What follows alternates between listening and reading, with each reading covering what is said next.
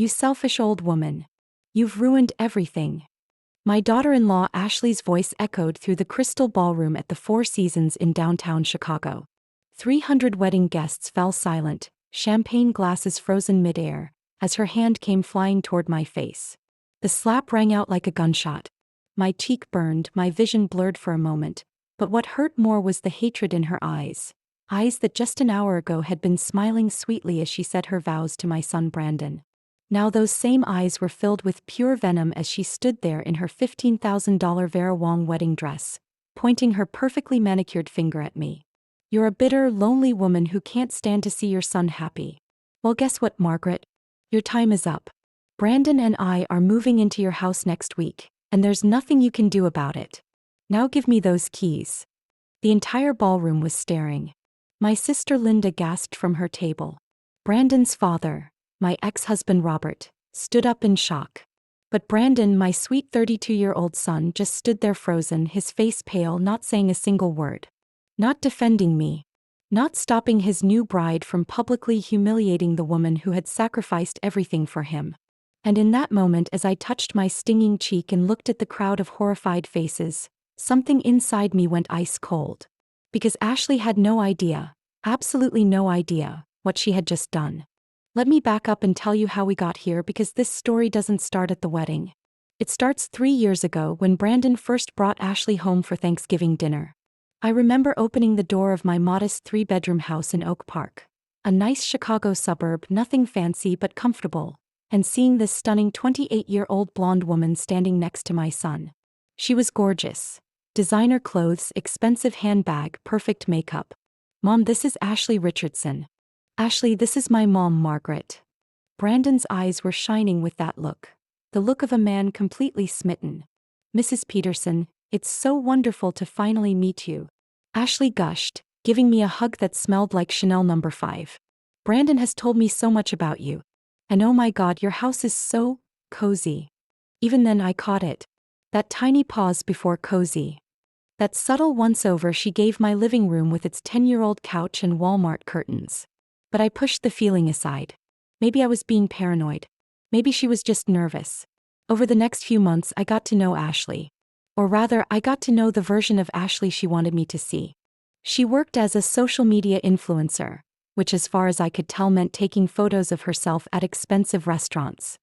Her parents, James and Victoria Richardson, lived in Winnetka, one of Chicago's wealthiest suburbs, in a massive lakefront mansion. Her father was supposedly a venture capitalist, her mother on the board of several charities. Ashley had gone to Northwestern University, pledged the best sorority, and was used to a very particular lifestyle.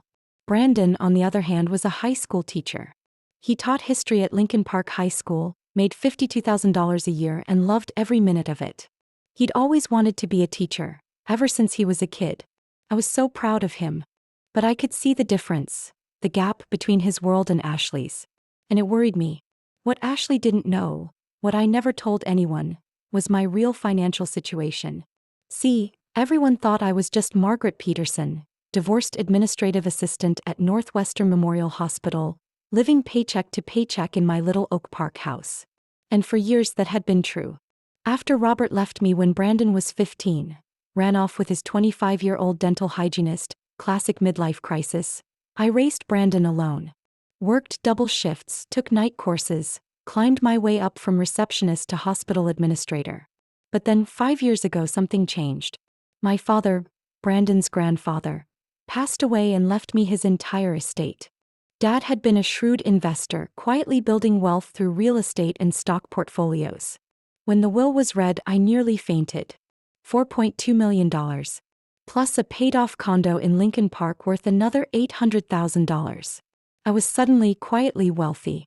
But I didn't tell anyone. Not Robert, God no. Not my sister. Not even Brandon. I kept living in my same house, working my same job, driving my same 2015 Honda Civic. Because I'd learned something important in my 58 years. Money reveals people's true character. And I wanted to know who really loved Brandon for Brandon. I did use the money though. Oh yes. When Brandon told me he was $45,000 in student loan debt from his master's degree, I anonymously paid it off through a financial aid error, his loan servicer supposedly made. When his transmission died and he was looking at a $4,000 repair, a mysterious warranty coverage appeared. When he wanted to take Ashley on a romantic trip to Napa Valley but couldn't afford it, his boss randomly gave him a $2,000 bonus. Every time Brandon had a financial crisis, I was there in the shadows, making sure my son never struggled the way I had. He thought he was just lucky. He had no idea. But then came the engagement. Brandon proposed to Ashley last Christmas, with a ring I secretly helped him buy, though he thought he'd saved up for it himself. And that's when Ashley's true colors started showing. The wedding planning was a nightmare. Ashley wanted everything at the Four Seasons. Flowers from the most expensive florist in Chicago. A dress that cost more than my first car. A 7-tier cake. A live band and a DJ. Open premium bar. The guest list kept growing, 350 people, then 380, then 420. Every time I gently suggested maybe scaling back, Ashley would look at me with those cold blue eyes and say, "Margaret, this is my special day. Don't you want your son to be happy?" The budget ballooned to $120,000. Brandon was panicking. On his teacher's salary? Impossible. Ashley's parents had promised to contribute, but when it came time to write checks, suddenly James Richardson had cash flow issues and could only give $15,000. Brandon came to me desperate. "Mom, I don't know what to do. Ashley says if we don't have the wedding she wants, she'll be humiliated in front of her friends. But I can't afford this. I've already maxed out 3 credit cards and taken out a $40,000 personal loan." My heart broke. But I also saw an opportunity. Yes. "Brandon, honey, why don't you talk to Ashley? Explain the situation. If she really loves you, she'll understand." But he wouldn't. He was terrified of disappointing her. So I watched as my son went deeper and deeper into debt, drowning in payments he couldn't afford, all for a wedding that was really just Ashley's Instagram photo shoot. Then came the dress incident. 2 months before the wedding, Ashley called me. "Margaret, we need to talk. About your outfit for the wedding." I'd already bought a nice dress, navy blue, elegant, $200 from Nordstrom. I thought it was perfect. "What about it?" I asked. "Well, it's just, Margaret, all the mothers are wearing designer gowns. You're going to look out of place. People will think Brandon comes from a poor family. Can't you invest in something nicer?" Invest? Like I was buying stocks. "Ashley, the dress I have is perfectly appropriate." Her voice turned icy. "You know what, Margaret? You've always been jealous of me. Jealous that Brandon loves me more than you. You're just a bitter, divorced woman who can't stand to let go of her son. But here's the truth. Brandon is my family now. And after the wedding, things are going to change." I should have seen it coming. But nothing prepared me for what happened next. 1 week before the wedding, Brandon sat me down. He looked exhausted, dark circles under his eyes. "Mom, I need to ask you something. Ashley and we've been talking about our future. About where we're going to live." My stomach dropped. "Brandon, you have that nice apartment in Lakeview. The 2-bedroom. It's too small, Mom. Ashley says we need more space. And I can't afford to buy a house right now, not with all the wedding debt. So we were thinking." He couldn't even look at me. "Maybe we could move into your place. Just temporarily. You have 3 bedrooms, you live alone. It makes sense." I stared at my son. "Brandon, are you asking me if you can live in my house? Just for a year or 2. Until we get on our feet financially. Ashley's parents have offered to let us live with them, but you know how that is. I'd rather be with you, Mom. We're family." But I knew the truth. Ashley's parents weren't offering. This was Ashley's idea. Move into poor Margaret's house, take over, push me out of my own home. Make me the live-in babysitter and maid while they lived rent-free. "Brandon, I love you more than anything. But no. This is my home. You and Ashley need to figure out your own housing situation." His face hardened in a way I'd never seen before. "Wow. So that's how it is. Ashley was right. You are selfish. You can't even help your own son." And he left. For a week he wouldn't return my calls. The wedding was in 6 days and my own son was shutting me out because I wouldn't hand over my house. Which brings us to the wedding day. The ceremony itself was beautiful. I'll give Ashley that. The Four Seasons crystal ballroom was stunning, dripping in white roses and crystals. Ashley looked like a princess walking down the aisle. I cried when they said their vows because despite everything, I loved my son and wanted him to be happy. Maybe I was wrong about Ashley. Maybe marriage would change her. Maybe I was the problem. The reception started wonderfully. Dinner was served, filet mignon and Chilean sea bass, $185 per plate. The champagne flowed, Veuve Clicquot, $300 per bottle. The cake was rolled out, 7 tiers of perfection, $4,000. Brandon's credit cards were smoking, but everyone was having a great time. I sat at the parents' table with Robert and his wife, Ashley's parents, who spent the whole dinner talking about their yacht, and my sister Linda. Then came the speeches. Brandon's best man told funny stories. Ashley's maid of honor gushed about their friendship. Then Ashley stood up to make a speech. This wasn't traditional, but okay. I want to thank everyone for being here on the most magical day of my life, she began, her voice carrying across the ballroom. Special thanks to my amazing parents for their support. Applause. James and Victoria beamed. And of course to my new husband Brandon, who is my absolute dream come true. Then her eyes found me across the room. And they went cold. I also want to address something that's been weighing on my heart. You see, not everyone has been supportive of our union. Some people have been selfish. Some people have put their own comfort above the happiness of their children. The room got quiet. People started shifting in their seats. Where was this going? Some mothers, she looked directly at me, are so bitter and lonely that they can't bear to see their sons move on. They cling to control. They refuse to help when their family needs them most. They choose a house, an empty, meaningless house, over their own child's future. Oh my God. She was calling me out. In front of 380 people. At her own wedding reception. I saw Linda start to stand up, ready to defend me. Robert looked uncomfortable. But Brandon just sat there staring at his plate. Not stopping her. So Margaret, Ashley continued, her voice dripping with false sweetness, I want to publicly ask you, will you do the right thing? Will you put your son first? Will you give Brandon and me the keys to your house so we can start our life together? Or will you continue to be selfish? The entire ballroom was silent. You could hear a pin drop. All eyes were on me.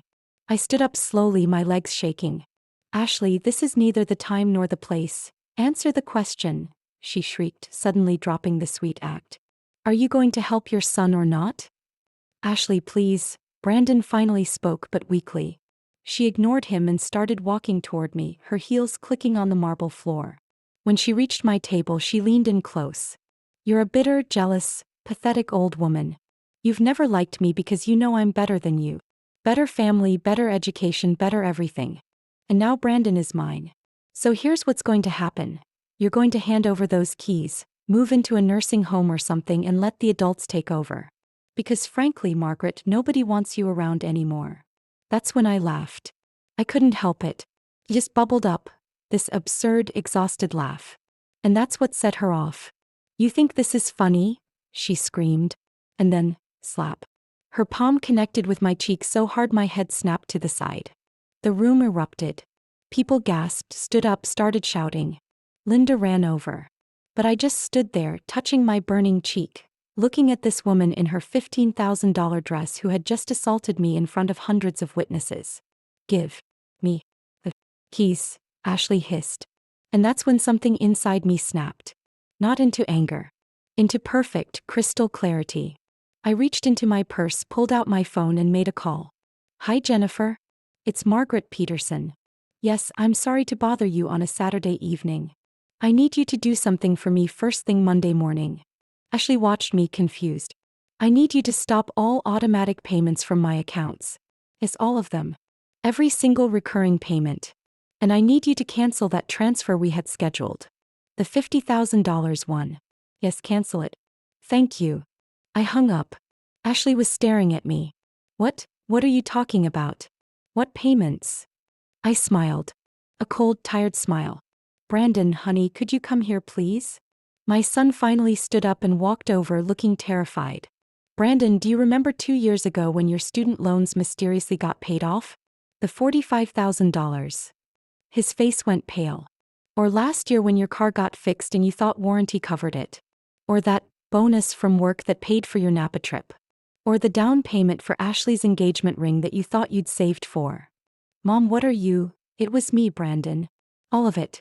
I've been paying your bills for 3 years. Every single. But your car insurance? Me. Your rent? Me. Those side jobs you thought were bringing in extra money? Didn't exist. I was depositing money into your account. That $40,000 wedding loan you took out? I've been making the payments. The credit cards you maxed out? I've been paying the minimums. You thought you were staying afloat, but Brandon, you've been drowning. And I've been the life preserver you didn't know you had. The color drained from Brandon's face. Ashley's mouth fell open. You have money? She whispered. Oh yes, Ashley. Quite a lot of it actually. $4.2 million from my father's estate plus assets. I'm what you might call secretly wealthy. I could have paid for this entire wedding in cash and not blinked. I could buy your parents' house in Winnetka. Twice. But I chose not to. Because I wanted to see who you really were. And now I know. I turned to Brandon. Son, I love you more than life itself. But I've been enabling you. Making it easy for you to avoid the consequences of your choices. And in doing so, I've let you become someone I don't recognize. Someone who stands by while his wife assaults his mother and demands her house. So here's what's going to happen. As of Monday morning, I'm cutting off all financial support. All of it. Those loan payments? Your problem now. The credit cards? Your problem. The wedding debt? Your problem. You're 32 years old, Brandon. It's time to stand on your own 2 feet. Mom, no, wait. Brandon's eyes filled with panic as reality hit him.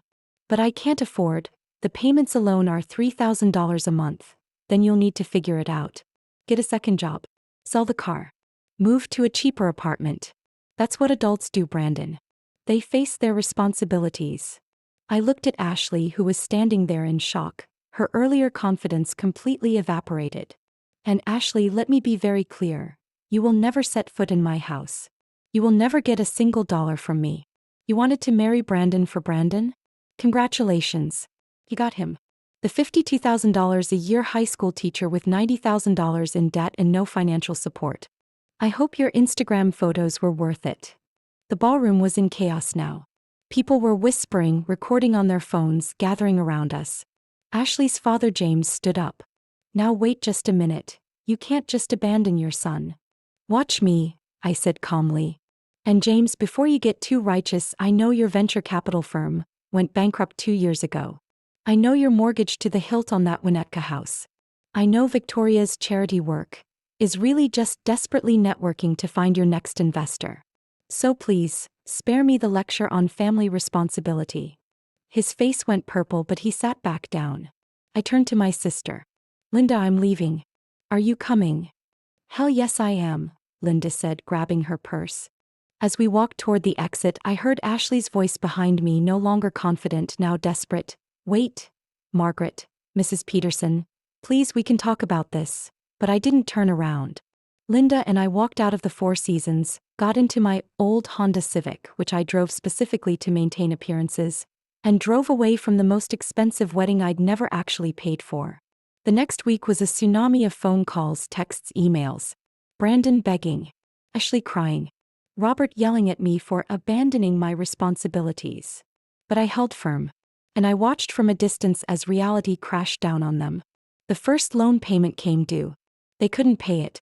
The credit card companies started calling. The Four Seasons sent the final wedding bill. $73,000 still owed. Brandon tried to get a second job at Starbucks, but after 40 hours a week teaching, he was exhausted. Ashley tried to get her influencer sponsors to help, but it turns out 50,000 Instagram followers don't pay bills. By week 3, they were fighting constantly. By week 5, Ashley moved back to her parents' house in Winnetka, the one about to be foreclosed on. By week 8, she filed for divorce. Brandon showed up at my door on a Tuesday evening, 3 months after the wedding. He looked like he'd aged 5 years.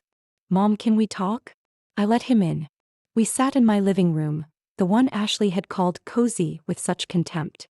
I'm sorry, he said quietly. I'm so sorry. For everything. For not defending you. For letting Ashley treat you that way. For taking you for granted. I was so focused on making Ashley happy that I forgot about the person who actually loved me unconditionally. I took his hand. Brandon, I love you. I always will. But you needed to learn this lesson. Money doesn't make you happy. Character does. And you have to choose. Do you want to be a man of integrity who stands up for what's right? Or do you want to be someone who lets bullies push people around because it's easier? I want to be better, Mom. I want to be the man you raised me to be. Then show me. Pay your own debts. Face your own consequences. Build your own life. And when you've done that, when you've proven you can stand on your own, then we'll talk about my helping you again. But not before.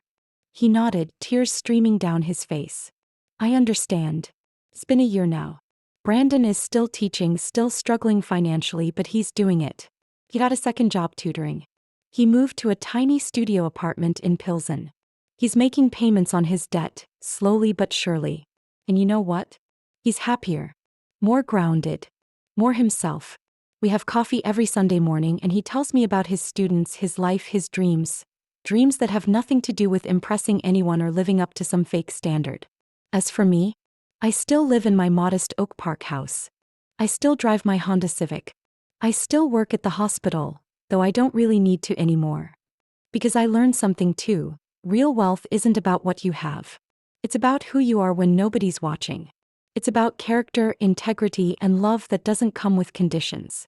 And Ashley? Last I heard, she's engaged again. To a dentist from Naperville. I hope she's learned something too. But somehow I doubt it. Now I'm asking you, dear listeners, where are you listening to this story from? What city, what country?